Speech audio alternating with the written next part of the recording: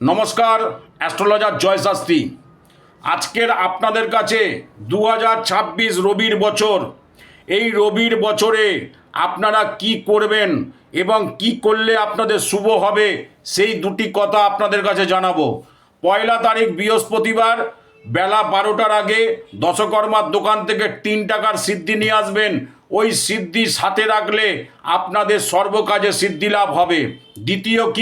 দ্বিতীয় হচ্ছে সূর্য প্রণাম। ওই দিন থেকে 1 তারিখ থেকে কুর্ম মুদ্রা, অর্থাৎ এটাকে বলে কুর্ম মুদ্রা। ব্রহ্মা বিষ্ণু মহেশ্বর দুটি আঙুল মাঝখানে ভাঁজ করা থাকবে, এর ওপর এটাকে বলে কুশি।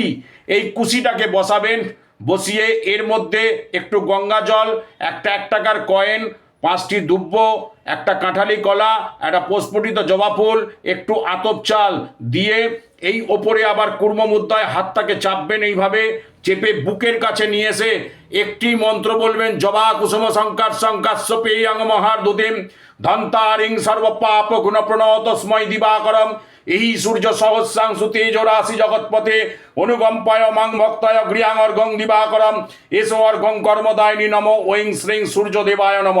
এইভাবে 3 বার মন্ত্রটা বলবেন। বলে বৃহস্পতিবার পয়লা তারিখ ওই দিনকে প্রথম সূর্যকে এইভাবে নিয়ে এই হাতের মধ্যে এইভাবে ডান হাতে ধরে কোনো তুলসী গাছের গোড়ায় দেবেন। যদি কাঁঠালি কলাটা পরে দেখবেন তখনই সম্ভব না, ওখানে দেবেন তুলসী গাছের গোড়ায়। যখন দেখবেন কোনো পক্ষী বা কাক পক্ষী যদি ওই কাঁঠালি কলাটা খায়, তাহলে জানবেন আপনার কাজটা সফল হলো। এইভাবে আমরা প্রতি শুক্লপক্ষ অর্থাৎ অমাবস্যার পর থেকে পূর্ণিমা আসা পর্যন্ত 2টি রবিবার পাবো। যে কোনো একটি রবিবার, আমি প্রত্যেকের উদ্দেশ্যে বলছি, যে কোনো একটি রোববার, শুক্লপক্ষের একটি রোববার এইভাবে সূর্যদেবকে অর্ঘ্য দেবেন। এইভাবে কুর্ম মুদ্রায় বুকের কাছে বাঁ দিকে নিয়ে আপনারা অর্ঘ্য দেবেন।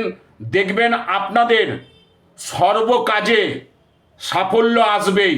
এটা জয় শাস্ত্রীর কথা, এটা মেনে চলুন। দেখুন 2026 সালের 12টি মাসে 12টি অর্ঘ্য দেবেন, 12 মাসে আপনারা 13 পার্বণ পাবেন।